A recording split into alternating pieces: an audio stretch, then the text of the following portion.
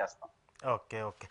తిరుమల లడ్డు వివాదానికి సంబంధించి మళ్ళీ చాలా పెద్ద ఎత్తున చర్చనీయాంశం అవుతుంది. మాజీ టీటీడీఓ ధర్మారెడ్డి గారు కావచ్చు, కొంతమంది కావచ్చు, అలాగే బీజేపీ మాజీ రాజ్యసభ ఎంపీగా ఉన్నటువంటి ఆయన కావచ్చు, చాలామంది చేసినటువంటి వ్యాఖ్యలు ఏంటంటే ఈ లడ్డు వివాదానికి సంబంధించి రాజకీయ కోణంలో జరిగినవే అని చెప్పేసి అవుతుంది. దాంతోపాటు డాక్యుమెంట్స్ కూడా కొన్ని రిలీజ్ చేస్తున్నారు. సుప్రీంకోర్టు కూడా ఆగ్రహం వ్యక్తం చేస్తూ చెప్పింది, ఒక ముఖ్యమంత్రి స్థాయిలో ఉన్నటువంటి వ్యక్తి ఆరోపణలు చేశారు, మరి దానికి సంబంధించి ఆధారాలు ఏంటి, ఆ ఆధారాలను కూడా సబ్మిట్ చేయాలని చెప్పేసి సుప్రీంకోర్టు చెప్పడం. ఈ పరిణామాలన్నీ చూస్తున్నప్పుడు ఏంటి వివాదానికి కావాలని చెప్పేసి ఆజ్యం పోసినట్టుందా, లేదంటే రాజకీయ కుట్రలో జగన్మోహన్ రెడ్డిని ఇరికించడానికో, లేదంటే ఆ ప్రభుత్వం ఒక తప్పు చేసిందని చెప్పేసి చెప్పడానికి జరిగిందా? మొట్టమొదటి అంశం చంద్రబాబు నాయుడు గారు ఒకనొక సందర్భంలో నేను ఉంటున్నా బై మిస్టేక్ అన్నారని అనుకుంటున్నాను. ఏది లడ్డూల్లో కల్తీ జరిగిందని, లేదా లడ్డు వాడిన నెయ్యి కాకుండా నెయ్యికి బదులుగా ఏదో వాడారని బై మిస్టేక్ అన్నారని అనుకుంటున్నాను. టంగ్ స్లిప్ అనుకుంటున్నాను నేను. ఎందుకంటే చంద్రబాబు గారు అంత రాజకీయంగా తప్పు చేయరు. రెండో విషయం, ఇట్లాంటి ఏదైనా కుట్ర కోణంలో చేస్తుంటే గ్రౌండ్ వర్క్ చేసుకోవటం. అంటే గ్రౌండ్ వర్క్ అంటే ఏదో కలిపి ఉండడం కాదు, కొంత ముందస్తు టీడీ అధికారుల నుంచి ఏర్పాట్లు, ఆ డైరీ వెహికల్ సీజ్ చేయడం, ఇట్లాంటివన్నీ జరుగుండేటివి. ఇవేం జరగకుండా అది మిస్ఫైర్ అయింది. ఆ మిస్ఫైర్ వెంటనే ఇది చాలా తీవ్రమైన దూపందాలు వస్తుందని తెలుసుకుని ఆపేసి ఉంటే బాగుండేది. అది కంటిన్యూ అయిపోయింది. ఏదైనప్పటికీ జరగడం జరిగింది. ఇప్పుడు సిబిఐ అండ్ సుప్రీంకోర్టు మార్గదర్శకంలో కేసు నడుస్తా ఉంది. వాళ్ళు విచారిస్తారు. దేశంలో నెంబర్ 1 ఇన్స్టిట్యూషన్స్ రెండు కూడా, ఇది దేశంలో ఎన్ని విమర్శలు ఉన్నా నెంబర్ 1 సుప్రీంకోర్టు, నెంబర్ 1 సిబిఐ విచారణలో.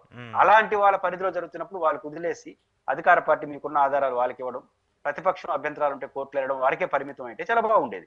అందుకు భిన్నంగా ఈ రోజు కొన్ని మీడియా సమస్యలు, వాళ్ళు ఎఫ్ఐఆర్ నమోదు చేస్తే దాంట్లో ఒక పేరు తీసుకొని ఇంకా ఆయన అయిపోయినాడు, ఈ దీంట్లో దాని అయిపోయినాడు, ఎందుకు ఇంత ఇంత సున్నితమైన, సుప్రీంకోర్టు చెప్పింది సున్నితమైన అంశాల్లో అనవసరంగా మాట్లాడకూడదు ఎవరు అని చాలా స్పష్టంగా చెప్పిన తర్వాత కూడా ఇదే మాట్లాడడం.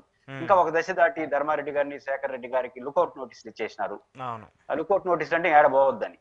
పాయింట్ ఏంటంటే ఇంతవరకు విచారణ స్టార్ట్ చేయాలి వాళ్ళు, మనకున్న సమాచారం ప్రకారం.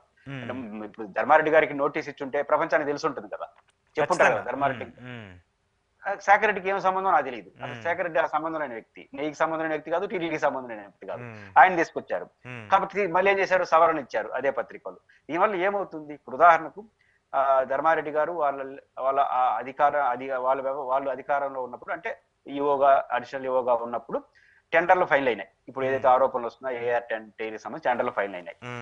అదే టెండర్లు అమలు అవుతున్నాయి. టెండర్లు ఫైనల్ అయినప్పుడు ఆ ఫైనల్ ఏమైనా రూల్స్ విరుద్ధంగా ఏమైనా జరిగినా లేదా విచారణ ఖచ్చితంగా చేస్తారు ఏజెన్సీలు. ఇవే వాళ్ళు కేసు అదే కాబట్టి ఖచ్చితంగా ధర్మారెడ్డి గారు కూడా వివరణ అడుగుతారు, మీ పీరియడ్ లో ఎట్లా జరిగిందని. రెండోది ఆన్ రికార్డు కదా టెండర్లు ఏమన్నా రూల్స్ కి అగైనెస్ట్ గా ఉంటే వాళ్ళు తప్పు అవుతుంది. రూల్స్ కి అగైనెస్ట్ లేకుండా వాళ్ళు కరెక్ట్ గా చేసి ఇంప్లిమెంటేషన్ తప్పు జరిగితే, జాగ్రత్తలు తీసుకోకపోతే వీళ్ళు తప్పు అవుతుంది. కాబట్టి ఇది వాళ్ళు తేలుస్తారు. ఆ సందర్భంగా నోటీసులు ఇస్తారు, ఆ సందర్భంగా అధికారులను పిలిపించుకుంటారు, విచారణకు పిలిపించవచ్చు. కొన్ని సందర్భాల్లో ఎవరైనా వాళ్ళకి ఏదైనా ఆధారాలు దొరికితే వాళ్ళని అరెస్ట్ చేయొచ్చు, కష్టం. ఇవన్నీ విచారణలో భాగం. ఈ విచారణలో భాగమైన ప్రక్రియను కూడా అసాధారణంగా మార్చేస్తారు. ఇది చాలా అభ్యంతరకరం.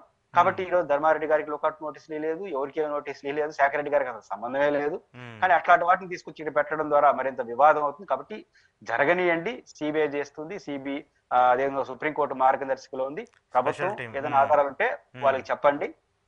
సుబ్బారెడ్డి గారు, మన సుబ్రహ్మణ్యం గారు ఏదైనా అభ్యంతరాలు ఉంటే కేసులో మళ్ళీ పిటిషనర్ సుప్రీంకోర్టులో విచారణ పైన ఏదైనా అభ్యంతరాలు ఉంటే చెప్పండి, సుప్రీంకోర్టు చెప్పింది చేయొచ్చు. ఆ రకంగా కోర్టు తీర్పు వచ్చేంత వరకు అందరూ మౌనంగా ఉంటే ఈ సమస్యకు ఒక ముగింపు అయితే అవుతుంది. ముగింపు అవుతుంది, కానీ మీడియా మౌనంగా ఉండాలి. ప్రధానంగా కొంత మీడియా, ఆ ఛానళ్ళకి సంబంధించి అంటారు, లేదంటే కొంత మీడియా వాళ్ళే ఎక్కువ దీని మీద ఇంట్రెస్ట్ చూపుతున్నారు. 4-5 ఏఆర్ డైరీకి సంబంధించి అరెస్ట్ చేయగానే ఇవి జగన్మోహన్ రెడ్డికి సంబంధించిన వాళ్ళు, పార్టీకి సంబంధించిన వాళ్ళని చాలా పెద్ద ఎత్తున సోషల్ మీడియాలో వివాదాలు కూడా జరుగుతున్నాయి కదా. ఇప్పుడు ఏఆర్ డైరీ కాకుండా మిమ్మల్ని అరెస్ట్ చేస్తారా? ఇప్పుడు పట్టుకునేది ఎవరిని? అశోక్ గారు ఏఆర్ డైరీని సప్లై, ఏఆర్ డైరీ వాడు నెంబర్ 1 L1 గా ఎంపికయ్యాడు దేంట్లో, టెండర్ లో. ఆయన నెయ్యి తీసుకొచ్చినప్పుడల్లా ఏం చేస్తారు,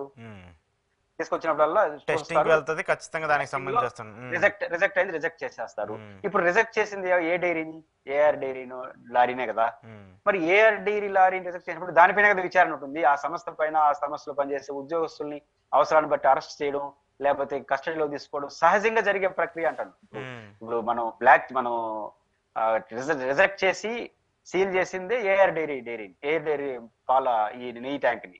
ఆ ట్యాంక్ లో పనిచేసే ఉద్యోగస్తులు ఖచ్చితంగా పోలీసు కస్టడీలో తీసుకుంటారు కదా. అవును. అది అసాధారణం. ఎందుకో తీసుకోకపోతే మనం అభ్యంతరం చెప్పాలి. తీసుకుని విచారిస్తున్నారంటే బాగా జరుగుతుంది విచారణ అర్థం. కానీ జరగనివ్వండి, దాన్ని కోరుకోవాలి తప్ప వాళ్ళకి వాడిని అరెస్ట్ చేసేయారంటే అరెస్ట్ చేయకుండా విచారణ జరుగుతాయి. ఓకే. ఓకే.